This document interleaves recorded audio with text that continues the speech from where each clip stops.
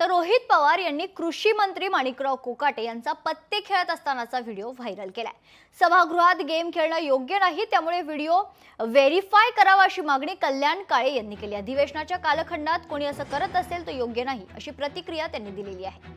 याविषयी काँग्रेस खासदार कल्याण काळे यांच्याशी संवाद साधला आमचे प्रतिनिधी सचिन बडे यांनी।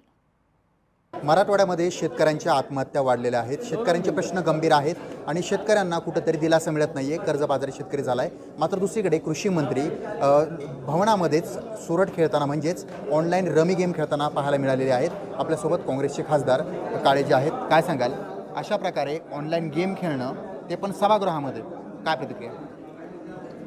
खरं तर असं कोणी करत असेल तर ते योग्य नाहीच, परंतु ते सभागृहात आहे का त्यांच्या कार्यालयात आहे किंवा कुठे आहे हे तर काही मला त्याच्यात दिसलं नाही, परंतु मोबाईल त्यांच्या हातामध्ये आहे आणि काहीतरी त्याच्यामध्ये ते पाहत आहे।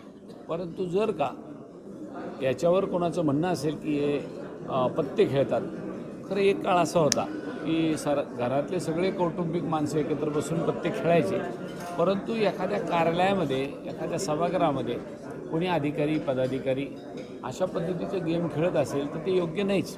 परंतु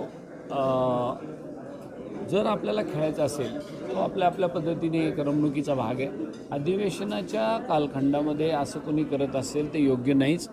अधिवेशनामध्ये लोकांनी काय करावं काय नाही, आता लोकांचा भ्रमनिरास झाला आमदारांबद्दल आणि लोकप्रतिनिधींबद्दल। आपण पाहताय अधिवेशनामध्ये जनतेचे प्रश्न मांडायला पाहिजेत, मात्र ते प्रश्न न मांडता कुठंतरी मारामाऱ्या करणं आणि त्यासोबतच अशा प्रकारे जुगार खेळणं, पत्ते खेळणं हे नक्कीच कुठंतरी लज्जास्पद आहे आणि जनतेच्या हिताचं नाही, मात्र जनतेला कुठंतरी त्रास देण्याचं षडयंत्र आहे की काय असा प्रश्न देखील नेत्यांनी या ठिकाणी उपस्थित केला आहे। सचिन बडे, लोकशाही मराठी, छत्रपती संभाजीनगर।